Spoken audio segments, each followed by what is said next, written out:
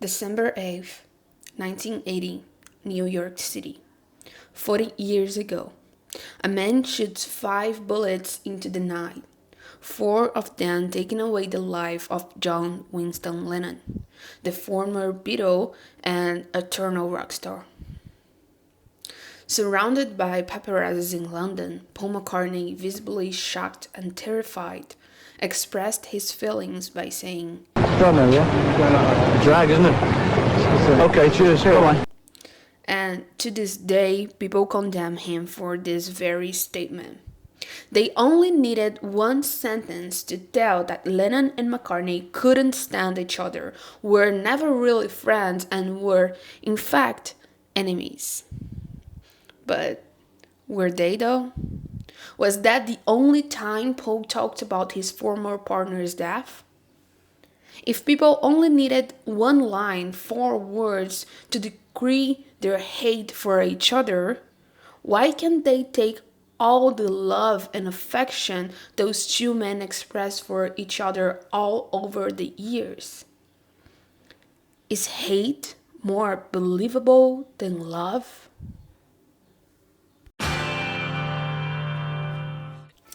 Hello my international darlings and welcome back to another video on Marybiz channel.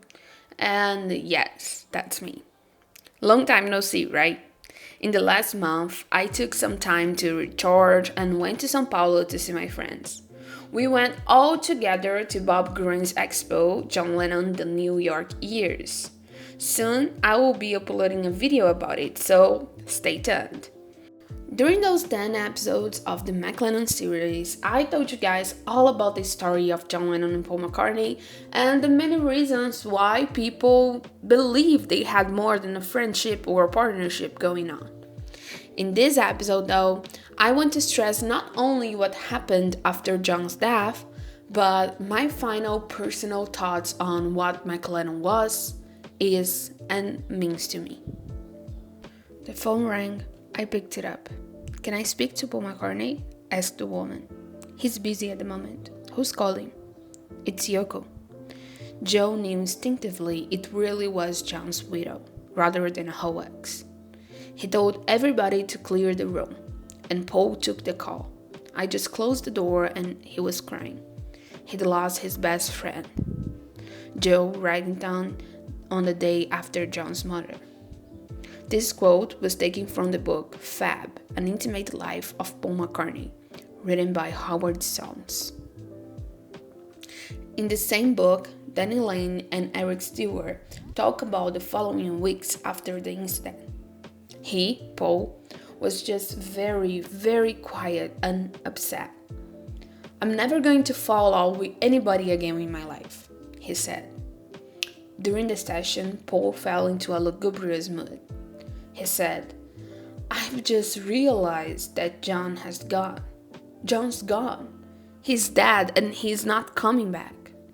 And he looked completely dismayed, like shocked at something that had just hit him. I said, well, it's been a few weeks now.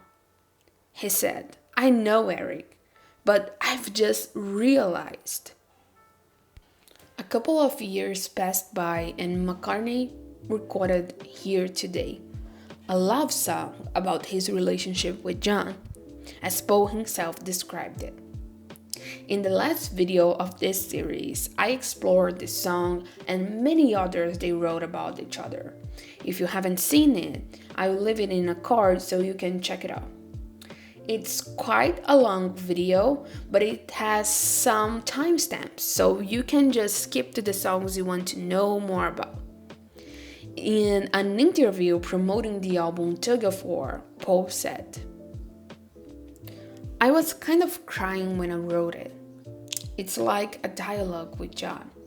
One of my feelings, even when he used to lay into me, was that he really didn't mean it.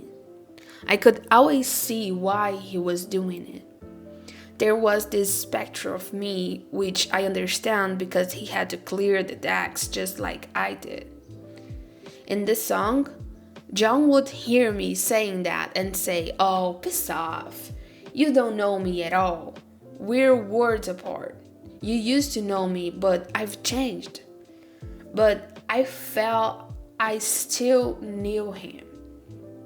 The song is me trying to talk back to him, but realizing the futility of it because he's no longer here. Even though that's a fact I can't quite believe, even to this day. The I love you part was hard to say. A part of me said, hold on, wait a minute, are you really going to do that? I finally said, yes, I've got to. It's true. In November 1983, the following year of Tug of War's release, Paul gave an interview to Titspit, where he said, if I had known John was going to die, I would have made a lot more effort to try and get a better relationship with him. But when he started slagging me off, I was not prepared to say, well, you're quite right, because I'm human. My big regret was that I could have told John to listen and put my arms around him. However, no matter how much Paul talks about his love for John, many people still believe they weren't friends and actually hated each other. Beatles fans included. Personally, I think it's so curious that people believe in hate so easily, but when someone raises a suspicion based on facts about a possible love relationship between them two, they deny it and think it's outrageous, impossible, crazy, and offensive. People find it easier to believe absurd theories like Paul is dead than the simple possibility that they were bisexual, which Lennon was openly and had no trouble defining himself this way. And then we face the final and most important question of it all. Is Mclennon real? Well, the only person who could answer such thing is Paul McCartney himself, and he already gave his version of the facts. When Philip Norman released his book John Lennon the Life, there were many parts that strongly suggest John was in love with Paul, and that their relationship might have been deeper than anyone thinks. This book was very polemic, and even Yoko almost sued Norman for its content. In a radio interview, Paul told his thoughts about the theory that he and John had more than a friendship going on. That's what the book claimed. Your sexuality was so powerful over him. He was so enamored of you, so attracted to you almost, that you could have your way with him, not sexually. Did you feel a power but in over business, him? that you had that he was sort of at your mercy because he was so in love with you. That was the theory in the book. Well, you know, I mean, I like that theory. Yeah, you wish that could have been true. No, man. No, not to have sex, but to be able to control him more because it would have been a little bit easier business-wise. But Howard, listen, man. Yeah. You can make up theories about anything. Do you Right. imagine if you were gone and he was here, they'd be saying he had the power over you? So, according to Paul, no, Mclennon was not real. However, let's dive a little bit into this. We know that Paul McCartney is from a time that, as I said in the very first episode of this series, being homosexual was literally illegal. And although the Beatles reunited fans of all ages, nationalities, and political views, most of them lived in a very conservative time and consequently have a very conservative mind. So the backlash of him saying such revealing information could be very damaging to his career. We also cannot forget that John Lennon was killed by someone who had been a fan of the Beatles, but was incensed by Lennon's lifestyle and public statements, such as his remark about the Beatles being more popular than Jesus and the lyrics of his later songs, God and Imagine. Paul had already expressed his fear of something similar to what happened to John happening to him, and the reveal of something somehow controversial could trigger another disturbed mind among his fans. So it is not only his career being jeopardized, but his life too. You could ask me how I am so sure of the possible negative backlash of Paul McCartney publicly saying that he and John Lennon had a love affair. And I could tell you about two clues I have. The first one are the commentaries on this very channel. The Mclennon Series itself almost never receives hate. The edits, on the other hand, usually get a lot of homophobic comments, and they are just silly videos that McCartney himself enjoyed watching. The second situation I want to share happened just a few years ago. Well, ever since the Orlando nightclub shooting, a hate crime against LGBT people that occurred in 2016, Paul McCartney raises the LGBT flag at the end of every concert of his, as a protest against LGBT phobia. You stand for my song in Orlando.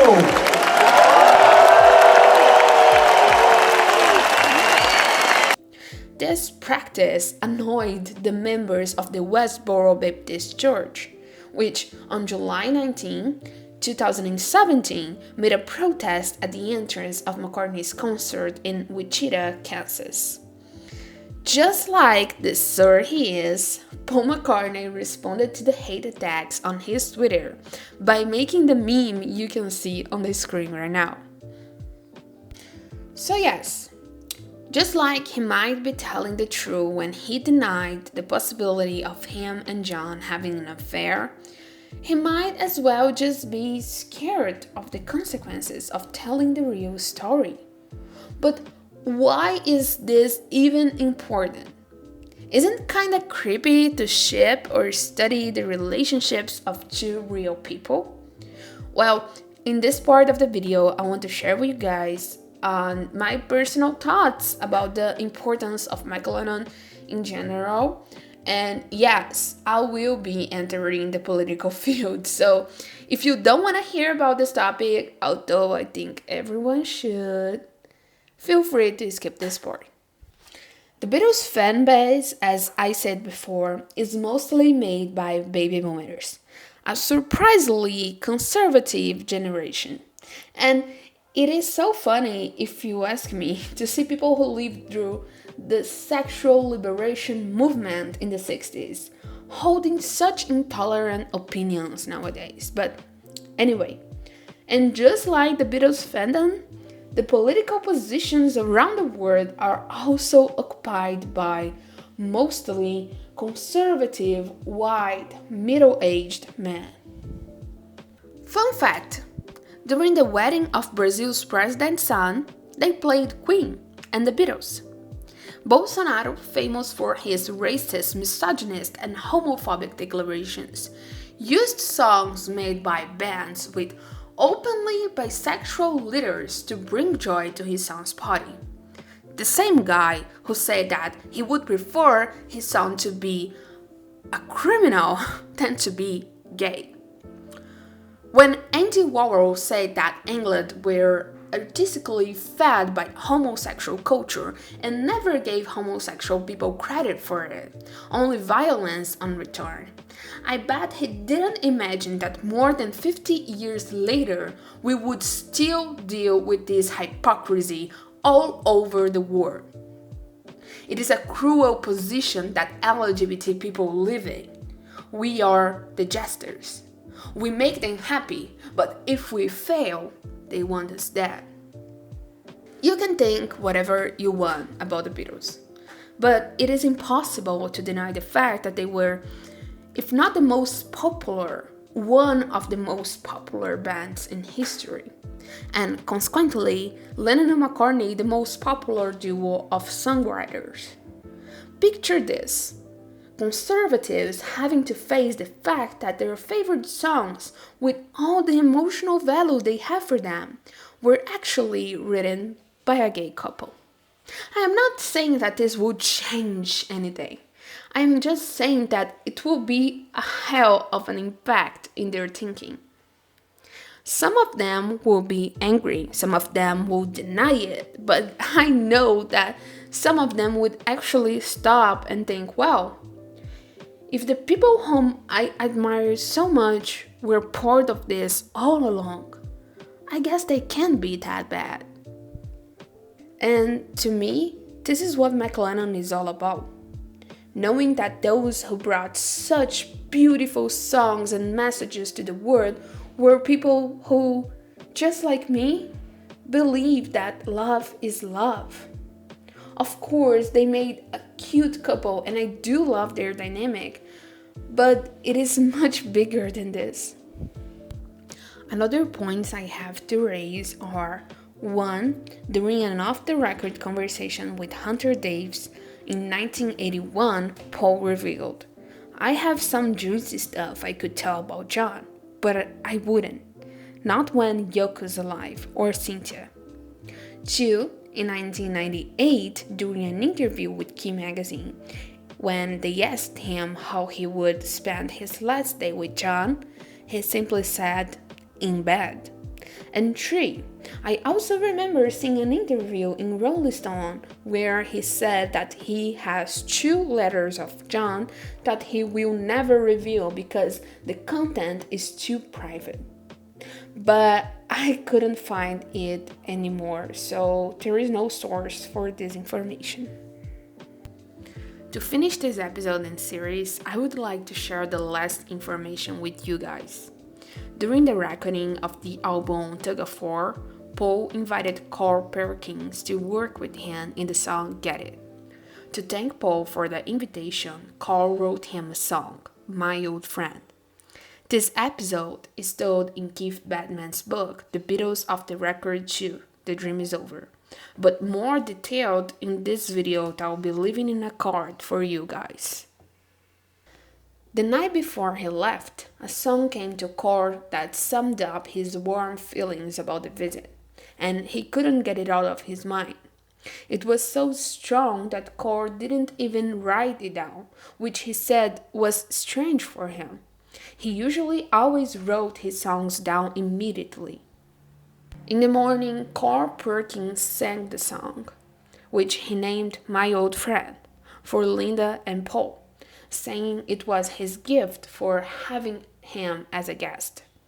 Halfway through the song, after singing, If we never meet again this side of life, in a little while over yonder, where there's peace and quiet, my old friend, won't you think about me every now and then? Tears streamed down Paul's face, and he stood up and stepped outside. Not knowing what the matter was, Carl stopped, a bit shaken. Didn't Paul like the song? Linda warmly put her arms around Carl and thanked him. He said the song was getting Paul to finally connect with his grief over John Lennon's death. Linda explained that the last time Paul talked to John, he had said the same line to Paul. Think about me every now and then, my old friend.